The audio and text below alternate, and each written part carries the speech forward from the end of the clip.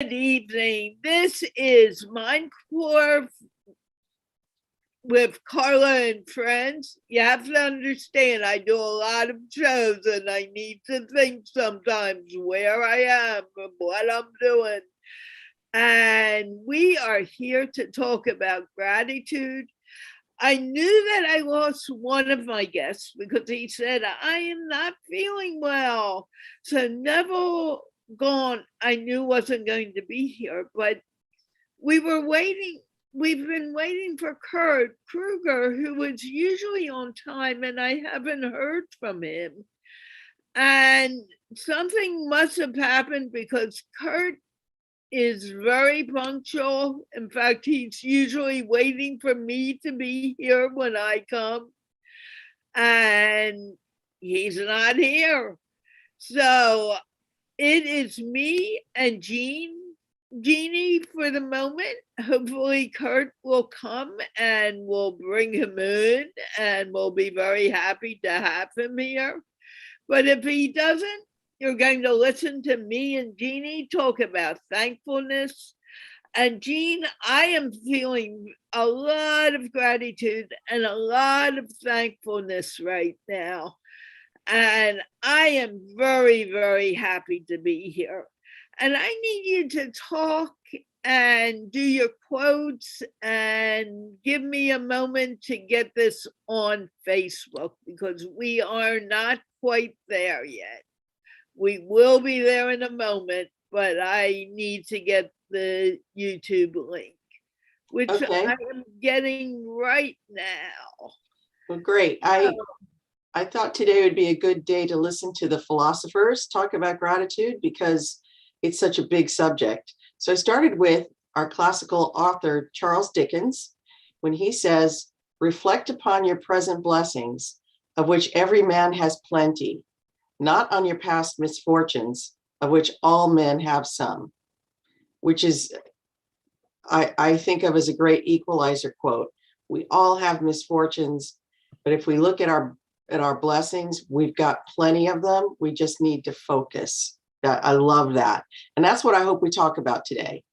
And then Eckhart Tolle, who's a New Thought philosopher and author, he wrote, acknowledging the good that you already have in your life is the foundation for all abundance. And that's important because we need to start with that foundation that we already have abundance. We already have everything we need. And it's a great reminder.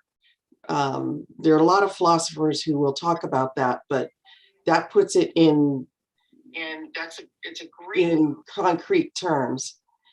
But we would be remiss if we didn't look all the way back to the great Greek philosophers in Epictetus, who is a Stoic philosopher, wrote, he is a wise man who does not grieve for the things which he has not, but rejoices for those which he has. And I'd like to change that a little, Epictetus, because, wise is the woman who does not grieve for the things she does not have, but rejoices in those that she has, because we all can change our perspective. And we talked a little bit about this on Tuesday. Having gratitude and being thankful for the things that we have helps change the filter in which we see the rest of the world. And that way we can rejoice in what we do have already and build on it. And I love the idea of building. So those are my quotes for the week.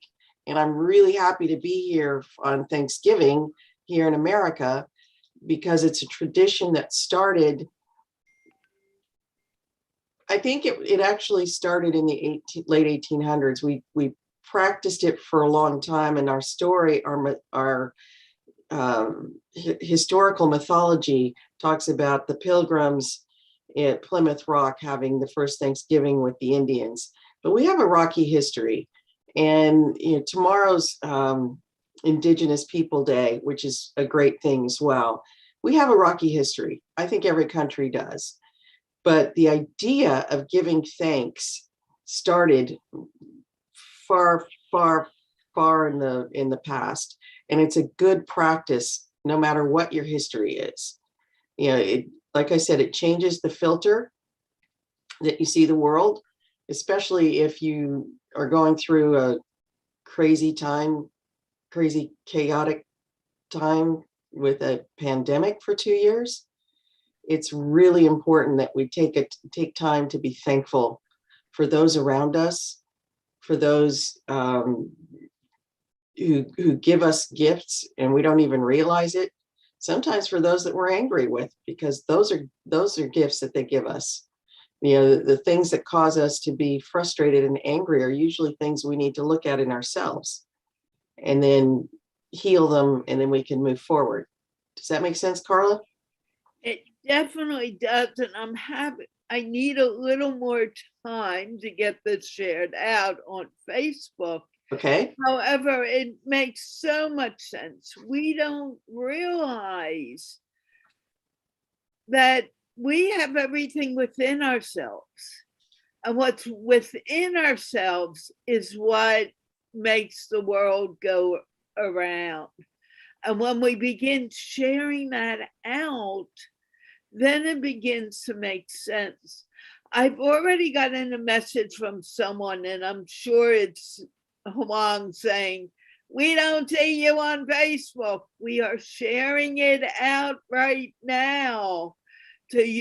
You must watch the show on YouTube today. We are not directly on Facebook. Facebook is being not so nice to me, and that's okay, because I'm going to show them I'm going to do my work anyway. So guys, go to YouTube, and I will message her in a moment.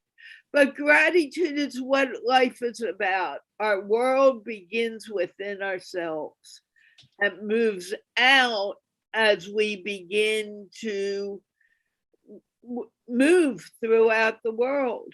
If we want the world to be a happy place, we need to see that joy within and take that joy and move it outwards into the world.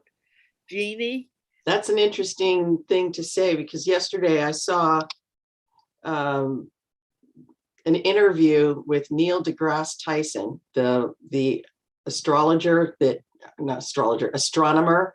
that he talks a lot about what's going on in the outer world, and he makes it fun. He makes me want to actually learn about astronomy because he's so good. But he was on the news yesterday talking about this new rocket launch that NASA just did. And the purpose of the rocket launch is to intercept an asteroid that's coming towards us, and it has a little moon asteroid, and they're going to knock the moon asteroid out of its current orbit and study how it affects the bigger asteroids, so that we can learn how to defend our planet against asteroids. And it was brought up in that discussion that the owner of Tesla, Elon Musk, had talked about that we're actually in a video game-like simulation, that everything is not real, that there is a simulation, and then they make a simulation, and so on and so on. And Tyson kind of broke that down to there's where Elon said there's thousands of simulations and we don't know which one we're in, or it's kind of a multi-universe explanation. But Neil deGrasse Tyson broke it down to you're either the original, and we're not at the point where we can ascribe human-like emotions to a simulation, or we're the final one and we haven't matured enough to move on to the next simulation, which made me start to think that however we look at things, and if you take Elon's perspective, everything we do can change and add a dimension, a new dimension, so we have another multiverse out there. Or we are so resourceful within ourselves that we can come up with yet another universe. So the opportunities are endless. So that made me think that not only do we have all the resources we need inside us, but we need to accept that we have all the resources that we need inside us. And by accepting that allows them to be free. So we can start looking at, and in my mind, as everybody knows, I like to simplify things. I think it's all in the right brain, which we don't always respect enough in our worlds today. The right brain sees in pictures. The right brain sees more graphically and is more creative, where our left brain is more the governor. It kind of says, you can do this or you can't do that. And it does it in words. So when we mix the two, the possibilities are endless, because you're looking at some very creative things with a level of logic that makes it possible. And I'm very grateful that we're starting to understand the power that we have within us. We can overcome circumstances if we put our mind to it. We can overcome what we think are the opposite of abilities. I don't want to say disabilities, because we have so many different meanings to that word, but we can overcome whatever fences we put up if we get creative and start thinking about how to solve problems instead of how to be problems. And the other thing that makes me excited about this thinking is when we calm ourselves down, and this is important, I think, when we calm ourselves down, we can calm people around us down.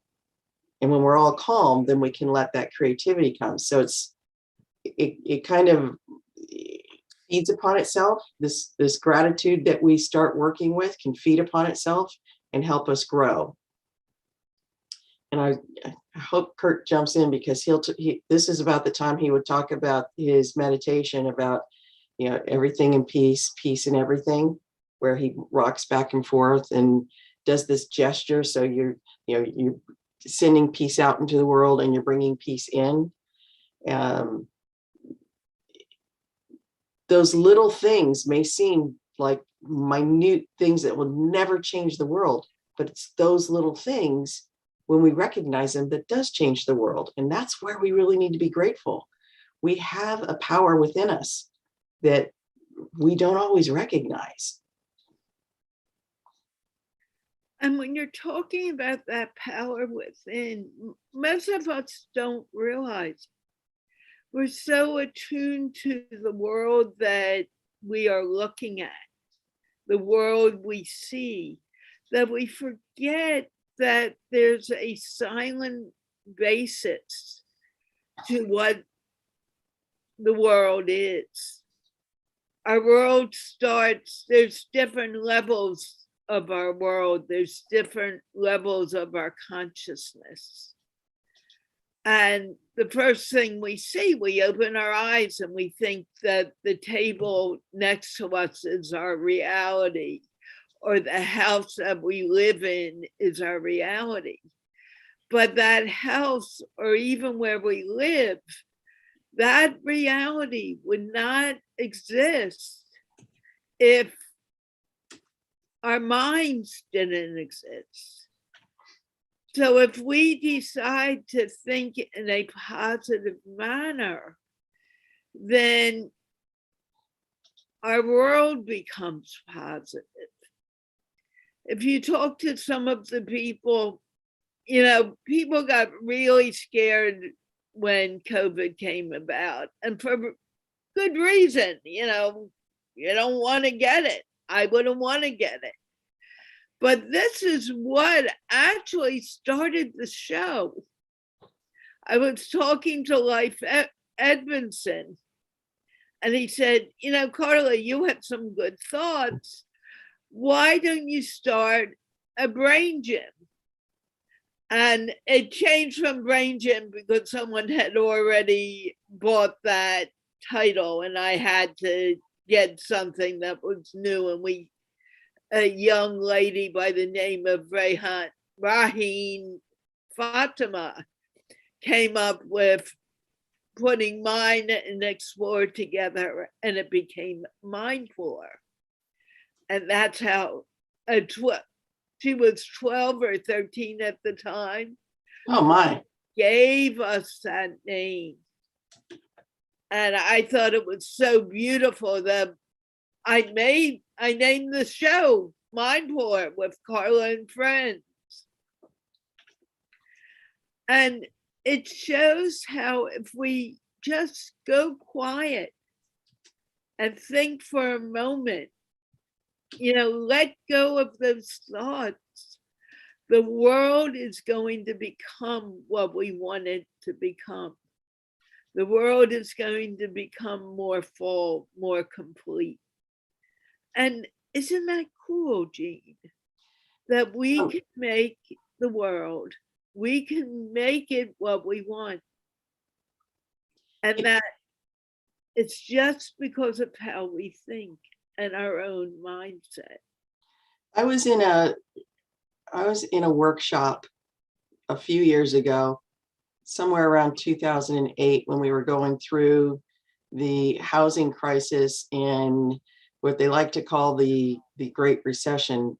I was with about 300 people in the room, and the person giving the workshop was up on stage, and she was asking questions about where people were what people were feeling at the time.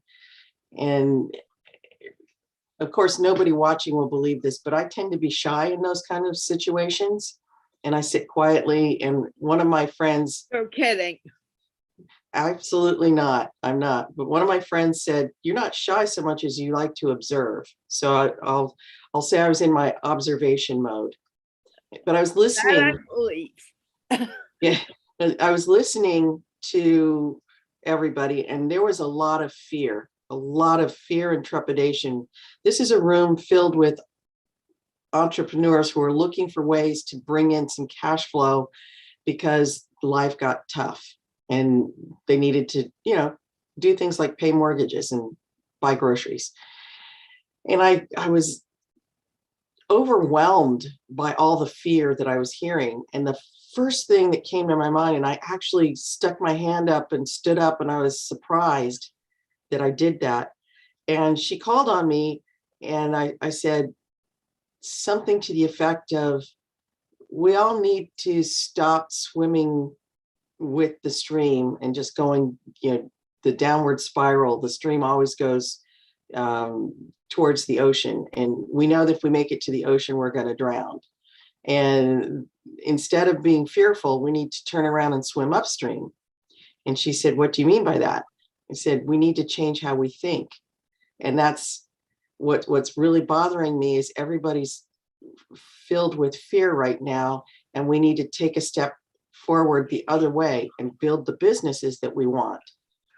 And I reminded everyone that there's an adage in marketing that when the market goes down, that's the time to advertise and really beef up your own marketing, because those that do that come out much stronger when the market gets back up. So those who invest actually end up getting better. And so I remember saying, we need to invest in positive thinking here right now. We need to change that. And that was maybe the beginning of when I started to think of myself as a motivational coach or a business coach or a communications coach, because those are, changing how you think is not an easy thing to do. And you do need somebody outside to kind of go, did you hear what you just said right now? But the point of the story is that even in the midst of that really tough financial crisis, what I observed was it was easier to go with the flow and be fearful. And it's the brave that turn around and swim upstream like salmon to invest in what they're going to do and what their life is. And that takes a lot of gratitude and a lot of recognition and fortitude to be able to do that. Gratitude, because you have to recognize what those gifts are that you have. and fortitude because you have to go against the grain. You have to say to people, I choose not to be fearful. I choose to overcome this fear and grow my business. It was, I like to call them my Gestalt moments. I stood up there and just started talking and had no idea what was coming out of my mouth. And, your brain just goes, and I thought my minister that I worked with 5 years earlier would be very proud of me because I finally got what she was trying to tell me. So I think when we can look at our past with a view for what lessons did I learn, what did I gain, where is it taking me, versus the, oh, woe is me, this happened to me. So it's like having the viewfinder we had as kids, that thing you held up to your eyes and you click it and the pictures would change. We can change the picture. We can redefine the story that we tell ourselves. I was the middle of 7 in a not very prosperous family, in the sense that my dad was in the military. So it would, some people thought we were rich because we were in the military, but that's not the case. We actually need to look at how we remunerate our soldiers. It's as a military brat, I'm quite aware that we don't pay them enough. But that said, I was the middle of 7, and I can read all these books about family positioning, and the middle child has some real issues. But I will tell you, being the middle of 7 made me become very diplomatic, very good with my words, very good with setting out, I'm not going to do what they did to get in trouble. I learned from my older brothers and sisters, and I'm not going to treat the younger ones the way that they treated me. So, I learned to shift in the moment. And when I think about the chaotic upbringing, I change it around to, this is what made me who I am today. And that makes me grateful.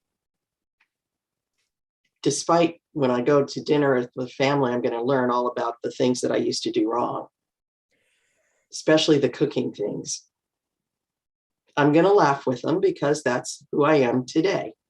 And that's why I am not cooking today. I let my son do it because he's much better at it. Kurt, how are you? I'm so grateful to be back. Talk about a perfect word for today. Things got settled around here and everything, and I could finally get on. I'm so sorry. This is the first for me. I've never had this happen, but boy, it's good to see you. You both are so shining still, and I can see why people are grateful to be hanging out with you ladies. And I'm not sure about Shabazz. Assalamu alaikum. No, Shabazz. Oh, I forgot. Okay, yeah. Yeah. Yeah, okay. He's not here as a panelist. Yeah. Okay. So, Kurt, can you just quickly introduce yourself and give your explanation of what gratitude means to you? I know you're late. You had some internet issues, I assume. So yes. Totally internet, that's for sure. I'm Kurt Krueger, and I'm a person who got to be able to help start the Peace Lab, which is an organization that brings peace to the world through everybody. Everybody gets to participate in it. Everybody gets to put their feedback on it, find out how to be peaceful in all kinds of different ways through linking up with other networks .org and looking up Peace Lab and or contacting me.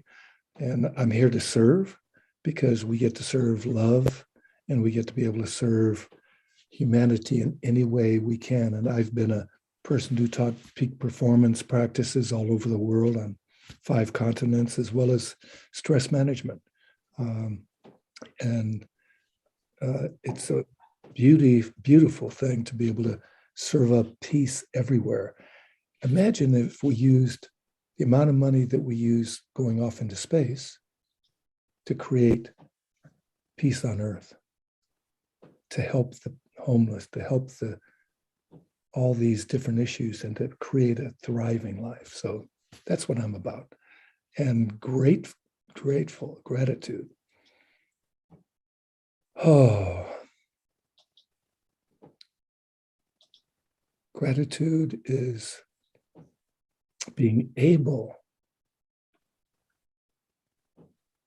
to appreciate life's gifts as they come to us. And I heard Jeanne mention that sometimes the gift was something that didn't seem good at the time, but we learned from it. And so I have a friend, Anita Sanchez. She's written a book called The Four Sacred Gifts. The first one is the gift of forgiveness.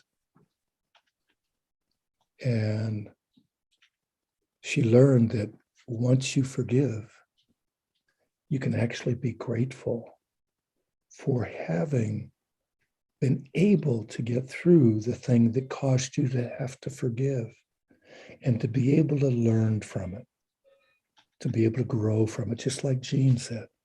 So we are very much in tune. And the biggest important thing, I think, is when you have an attitude of gratitude, we get to thrive a lot more.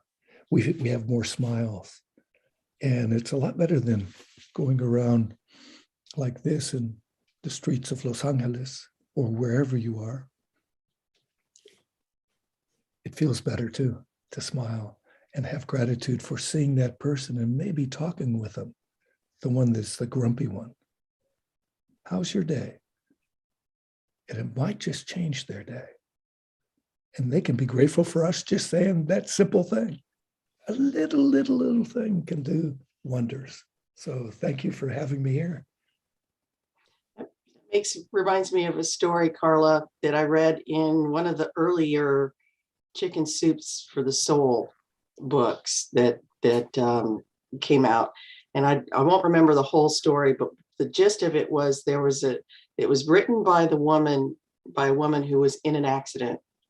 Looked like it was a pretty bad accident, and she was on the verge of dying. And she heard somebody say, may God be with you, may everything, basically a prayer for healing. And she didn't know this person at all, but somehow after she came through the accident, she was able to find that person. And she knocked on that person's door just to say thank you. So somewhere in the world of possibilities, the voice of that person who had just said the prayer as she was driving by the accident, it got through to the woman, and the woman was able to find her to say thank you. That was one of those stories that touched me.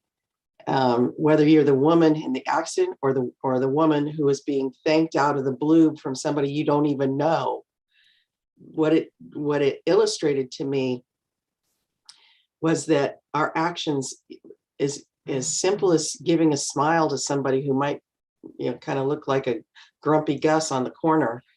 Giving them a smile can change their life, because we don't know what's going on with people. And I know personally several times where I've been in a mood, as my son would say, "Mom, you're in a mood today," which I always thought was pretty dangerous, because if he pointed it out, I might actually react to it. But I would be in a state of trying to figure something out, or overwhelmed, or whatever it was to be in the mood. But if somebody I didn't know came up and said, I really like how you wear that scarf, or, you look great today, that would change how I would look at the world, and that mood would go away. And if we think about how we react to something like that, then we can multiply that by giving it out. I've learned, and I love my son, but I know I embarrassed him a lot growing up, because he would roll his eyes or he'd go, "Not again," because we'd be in the grocery store and I started to get comfortable saying things to people because at that point I was more in observation mode, and I didn't talk to folks, that I didn't know very well. But I decided to take a step and start, every once in a while, step out of my comfort zone. And I would say to someone, your baby is just gorgeous, or you look radiant today. I just wanted you to know, because I wanted to feel better about myself. So I was trying to help other people feel better. And I didn't know the kind of lesson that I was teaching myself at the time, but it's a in the real world school of hard knocks kind of thing. Every time I did that, I'd see my son get uncomfortable, but I became more comfortable being able to speak from my voice, the voice that I recognized had been quieted down by others. You've heard me talk before. My dad was an officer in the Air Force, and his language of love was to spur you on by saying, it's not good enough, you can do better. And, as a child, I took that very negatively, and I still struggle with that. But as an adult, looking back, I finally recognized that was his language of love. That's how he spurred me forward so that I would do the best that I could. But it shut my voice down. I did not speak out. I did not stand up for myself. And what I learned by reaching out to strangers every once in a while, was to get stronger at being able to share, the good that I had. And I felt better when I saw somebody else feel better. So to me, that was a real world lesson. And I'd love to influence just one viewer to go out and say something like that to somebody else. I feel bad, I live in Sacramento, and we're having a housing crisis, and we're having a homeless crisis. But I also see that there are a lot of people with cards out saying, give me money, and money's not always available. But what I've learned to do is to nod, acknowledge, and kind of give a blessing to them. And they're always grateful. They're always grateful. When I have an extra, dollar or so, if it, if the connection comes, I'll give it. But I really found that it made me feel more useful, I think, to be able to acknowledge these folks, because they sometimes feel, and I've heard them on television, people walk by, they don't even see me. Well, I think it's important that we see each other, that we hear each other. And that's the lesson that I learned. Kurt, you're raising your hand like we're in school. Love it. Well, I was in school, so I was a well-trained animal. Still am. And this thing about the homeless, I was on a call and with some people that worked with homeless. And like you said, the one thing that they think is the most important thing is basically being seen. Having somebody not necessarily give them money if they can't, like sometimes we don't have the change, or we don't have $1 or what. But to be able to just say, how's your day going? Or what is it that caused you to be here? Or, that's a nice dog, or whatever they are, or maybe they have a decent shirt on, and you can say something like that to acknowledge the person. It's like they did studies with animals that were ignored. And the studies showed that the ignored animals were usually stunted in their growth and were normally more sickly, just because they were ignored. Whereas the ones that were, cared for and loved and petted and so on and so forth, they thrived. They got to be normal weight. They were energetic and everything. So human beings are animals too. We don't like to consider ourselves animals, but we do the same thing all the other animals do. Number one and number two and all that. And so many of us don't do it on the property, on the land, so that it gets to flourish. I divert. Excuse me. I just had a flash that my son and his friends are happy laughing at you right now. I bet they would, but my son laughs at me too. And you know what? That's good. He's getting laughter one way or another. So he's tightening his tummy. He's circulating his blood. He's oxygenating his system. That's what the best thing to do, is to laugh. And that's what I tell people when people get cut off on the freeway. Like, they could be rushing to the hospital with their wife in the car because they're having a baby or whatever, but you want to go and show them their IQ or something. And instead, bless them, bless you. And you can say it loud, like as if, oh, I got to get that energy out. But when you say bless you and then thump your thymus real quickly, that stops the overproduction of adrenaline, and take a few good deep breaths. And what happens? We chill out.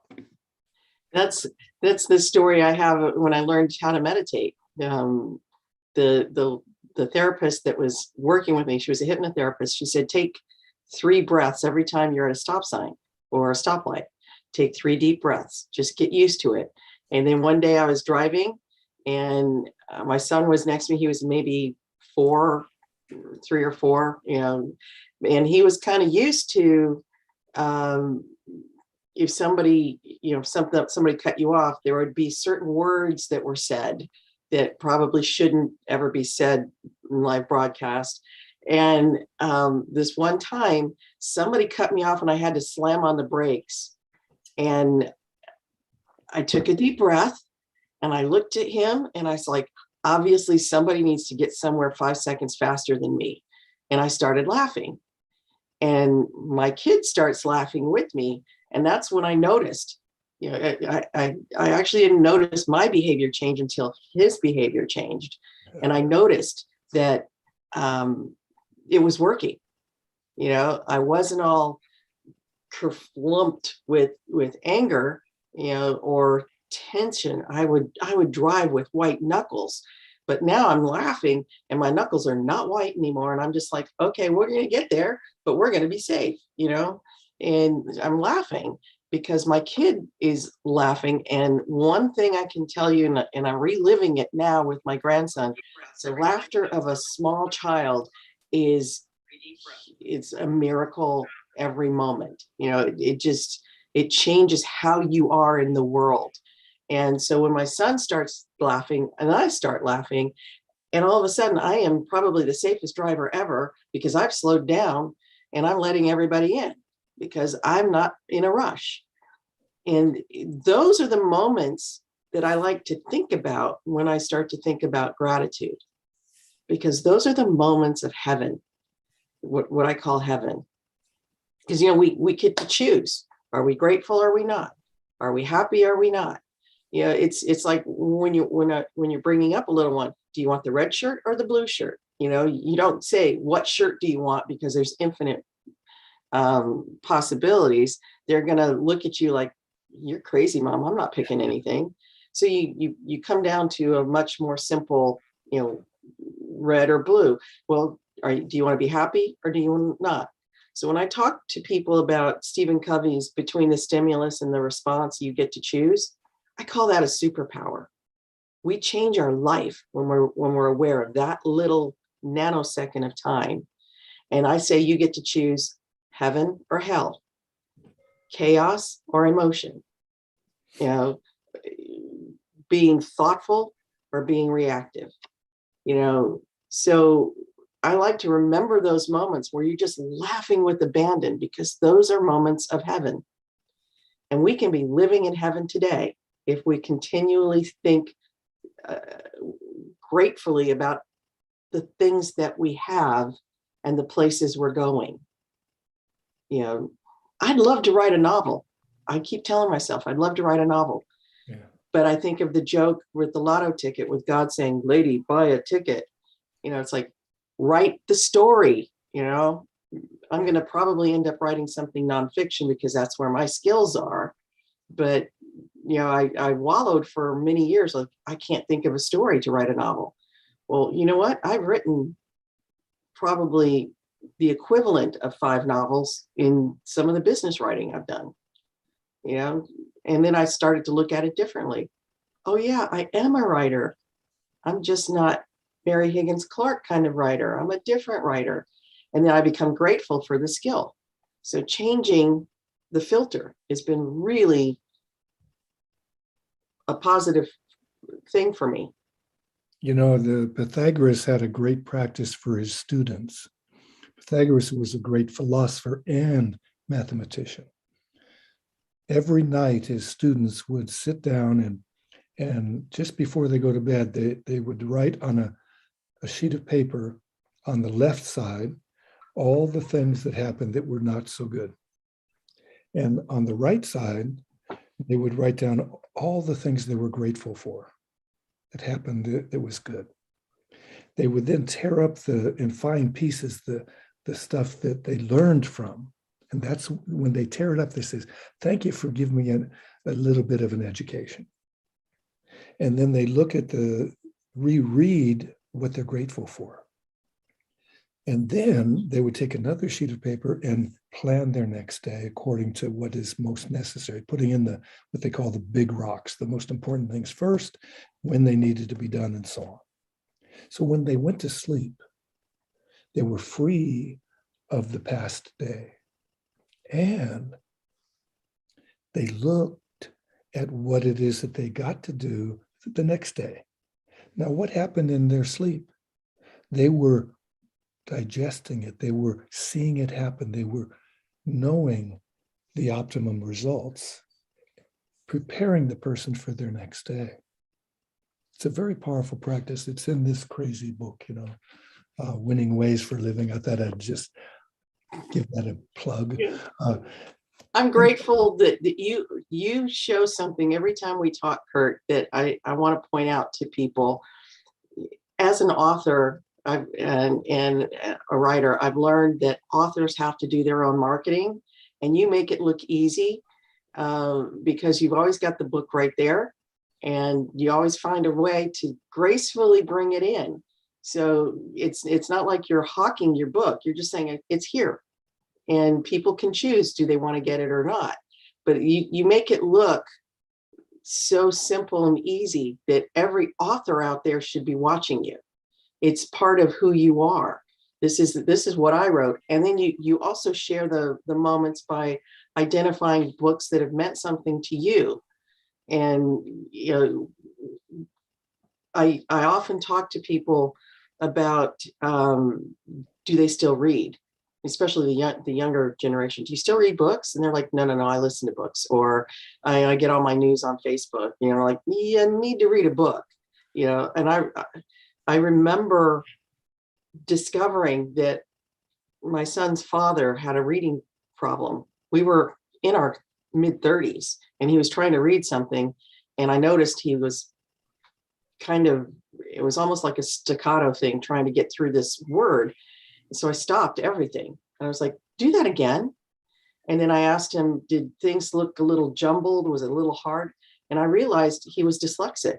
He went through the whole school system, and nobody ever said anything to him. So that to me just identified a lot of issues that probably caused him to have other issues, But I handed him a book called Tom Sawyer, and it was a classic edition, so it had some of the old English from the 19th century in it still, so it wasn't an easy read. But I give him credit. He went through that whole book and walked over to me one day, and he's like, this is the first book I've read as an adult. And he handed it back to me. I still have it. And I became much more aware that we still need to read no matter what, even if it's on a Kindle or if it's on your phone. I actually carry a book on my phone using Amazon's reading app. So I've got a book wherever I am. But there's so much philosophy and lessons that are in stories and in nonfiction books. We need to get back to teaching people that they need to read. Well, the big key to this, I think, is the old way allows the imagination to move a lot better. Now, the old way means listening to the books. So I have things on tape, so to speak. I don't want to promote a particular brand, but you can listen to the things just like sitting around a campfire and somebody telling you those wise stories. I used to love telling the stories of the Ramayana, which is a sacred text out of India. It is the two most honored texts out of India in regard to classics. They're like the Iliad and the Odyssey kind of thing. They predated the Iliad and the Odyssey, but just magic wisdom in it. But the kids, you see these eyes widening and broadening and the face going, when they're imagining the scene that we got to paint with it. And it's like there's nothing like it. Like you mentioned about the child's laughter. When you see these things happen around a campfire, who sits by the fireplace with their children and reads to them or tells them stories? No, they're watching the idiot box. And the thing that happens when we imagine things, we imagine it at our level of understanding, of contentment with the heart. So an adult makes this movie with all this violence, with all this stuff that does not need to be there. It's there because an adult can appreciate or can get afraid or whatever it might be. But a child who sees somebody jumping from India to Sri Lanka in the air, or somebody fighting this way or that, they're not seeing all this blood and guts that would crush their heart. They're seeing what they can see in their mind. So I highly recommend the reading, especially to small children. From 0 to 3, they found the more reading or storytelling that you do with a child from up to 3 years old, and up to 5 is good too, but 3 years old is the key point. Look up connectuniverse.org. connectuniverse.org, and you'll see some of that study. And the man, I just met him at Toddy Blackstone's place, the Sacred Serengeti, this last weekend on Sunday. He's consulted with 8 presidents. He's a really magical man that had almost died, but he got saved by mindful meditation. So he wants to spread that around too. But this idea about reading, the kids who have been read to a certain number of words by the age of 3 are successful in school. The ones that weren't don't graduate as easily through high school. Now, some people do, and they may be appealing more to their right brain, but the left brain is really stimulated by the reading as well as the right brain, because you're using both when you're listening to these stories or having these stories read to you. It's just so beautiful. It's just like seeing the cat behind Carla. It's beautiful to see nature moving and alive because it is spontaneous. There's nothing that stays the same in life. So we get to be grateful for the wind. Like here in Southern California, our electricity is supposed to go off, which that's one of the reasons why life happens. And we get to be grateful for it. I got to be on a little late, but I got to be on with you. I am so grateful because I love seeing you. I love this dialogue that we get to have. Yeah, so I'm assuming it's the Santa Ana winds time. Yes. That explains so much. Yeah. Yeah. Let me just quickly say something about Humanity Rising's program yesterday. It was all on the original. I'm talking about original, not the ones you get in regular history books. The original Thanksgiving that was had in America. See it, you'll be amazed at it. And the people that were on it, number of them were indigenous people of that area, and they did the incredible research and so on and so forth. So I highly recommend it. Yes, Carla. Thank you. I was wondering when I could get in. First of all, I'm just curious, are the winds really very fast and strong? Yes, And very. warm. And the warm winds. Yeah, This and is so this is they fire also, danger time down in Southern California. and that's why I actually have sleep apnea, and so I have a battery when I go to sleep at night. I'll have to plug it in just in case the lights go out, because they gave us a warning last night that may happen. So Yeah. that was, I knew something happened. Yeah. Yeah, You've even been here before me, and today I was a little late. Yeah. So now I understand that. It's very strange. I couldn't find you. But back to gratitude. You know, there's so much that happens in our lives. And it goes at the same time that it's positive, it can also have the flip of the coin, negative. And what I need to remember, I can't talk for anyone else, that when we flip the coin, maybe we can say heads is positive and tails is negative, just for an illustration. When it flips to the negative, I think it's very important for us to remember that we can just flip it back. That looking out into the world is something that can make us change from moment to moment. But when we go within and we look at what's in our heart and what, again, I'm using we, I should be using I know that things are not what I think they are in the world. And if I actually create the world from within myself, then in creating the world from within, I can always find that happiness. I can always flip it over for it to be positive and for there to be gratitude. So it depends what side of the coin I am looking at, or anyone is looking at.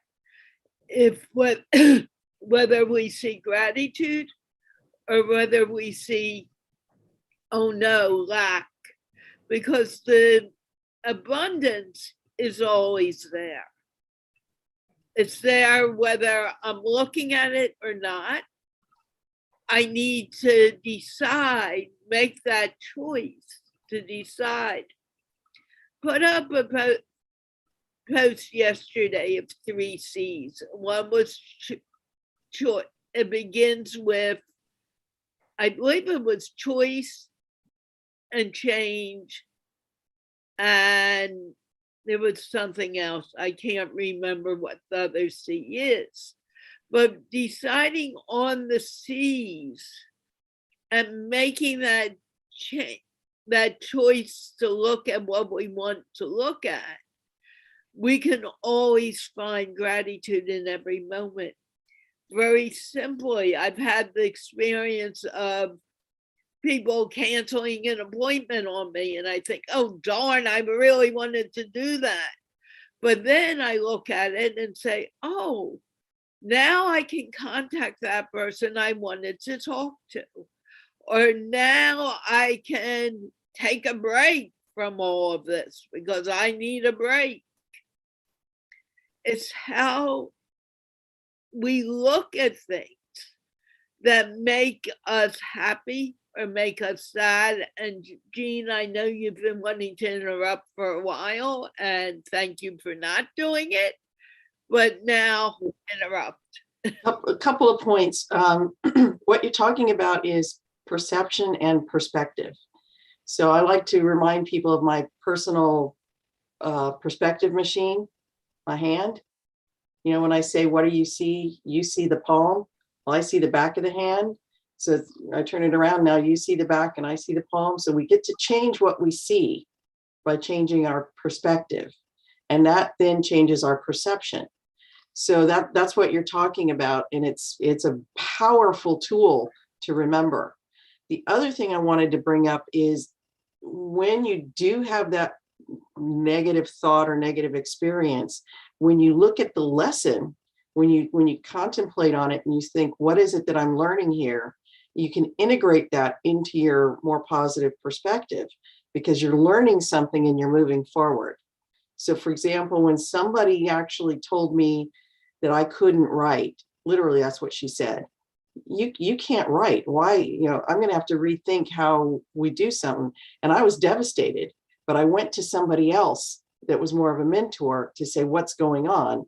And she talked to me about style.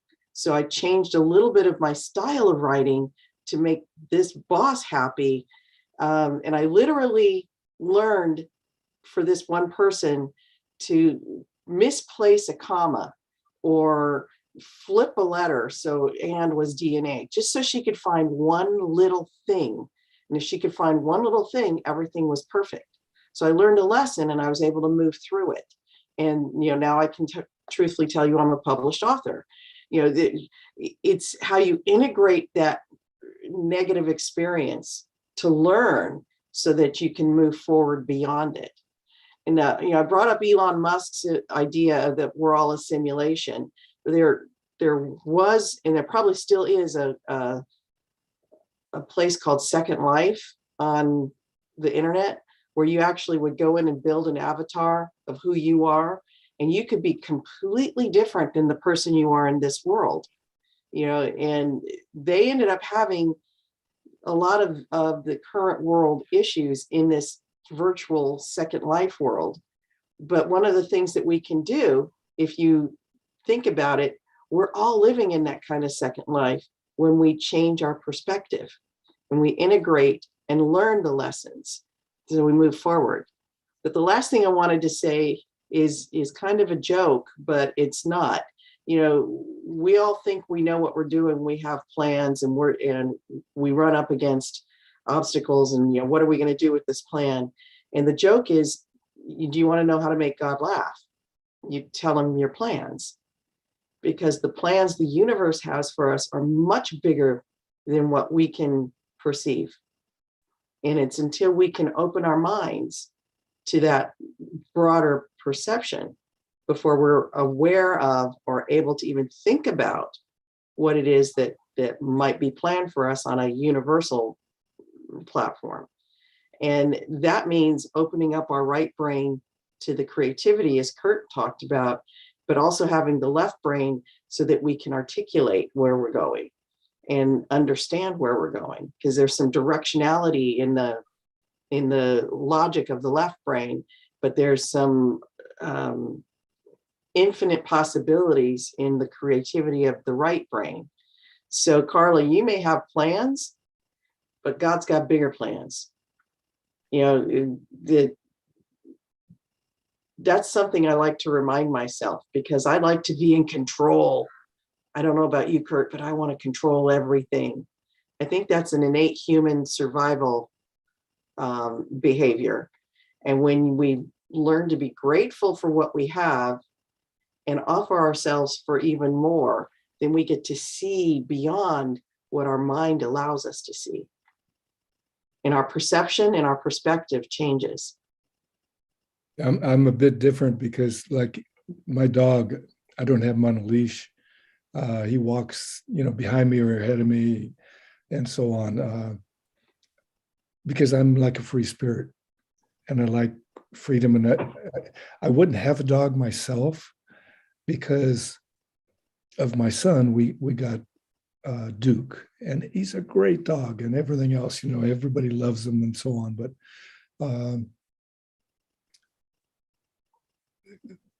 I don't believe that we can actually control anything but our insides, and how we are inside really does affect the outside.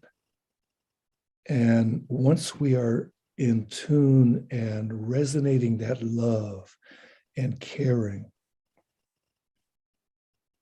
people can feel it and we can talk about it and how it came about. Because I, at one time, almost killed 2 people. It was a different life. My life is way different. How did that get to be? Well, thank God I lived through the particular issues, and everything gets to be able to be as it is best when we clear that inside. And what happens on the outside, we do the best we can with what we're given.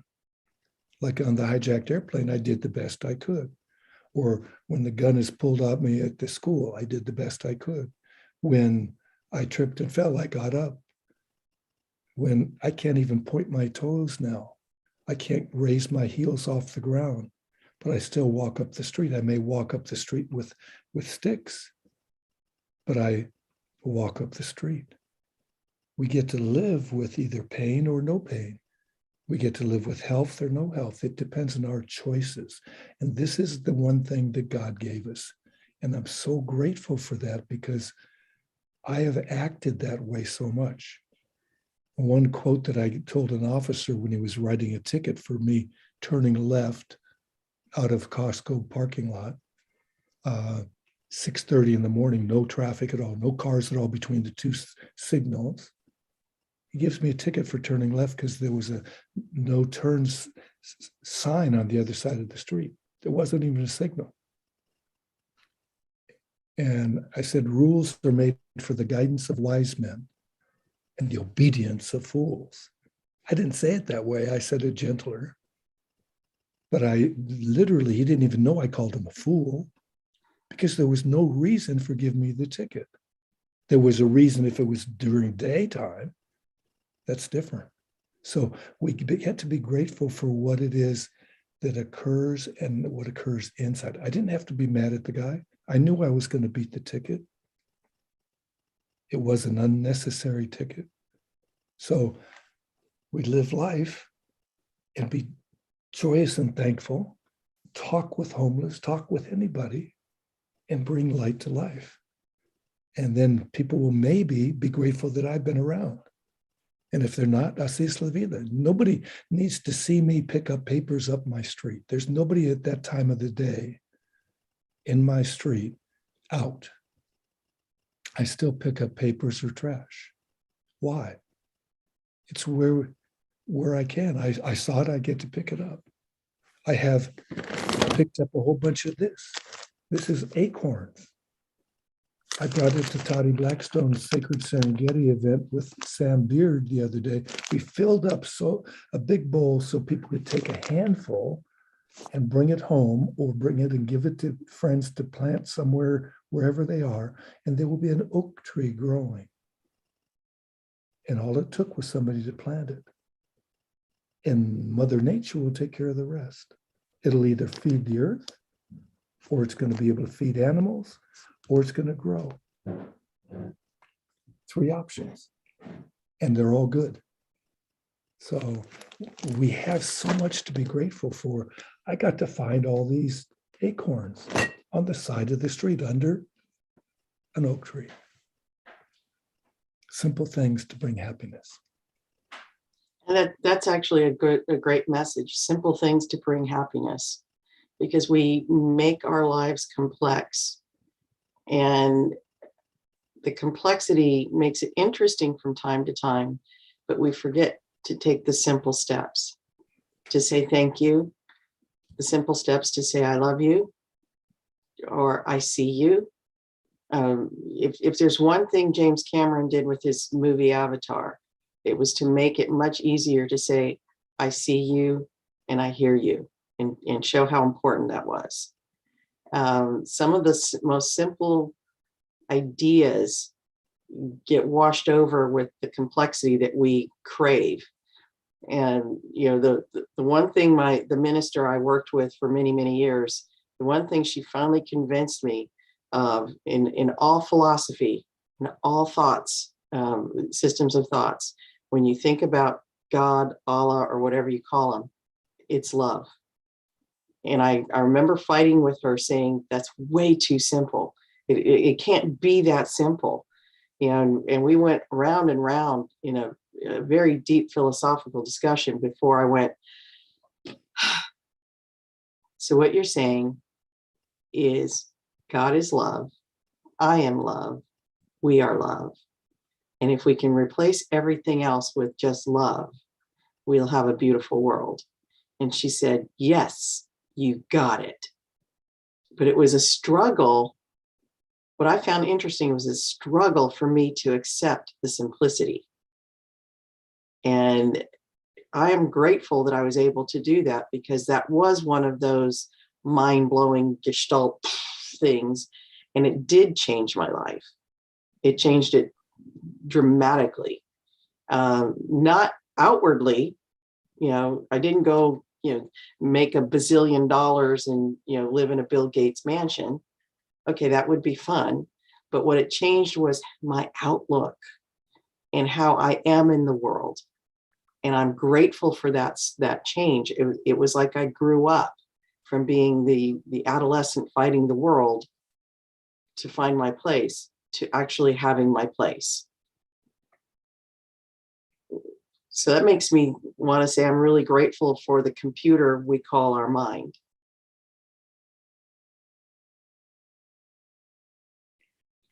And I completely agree with that.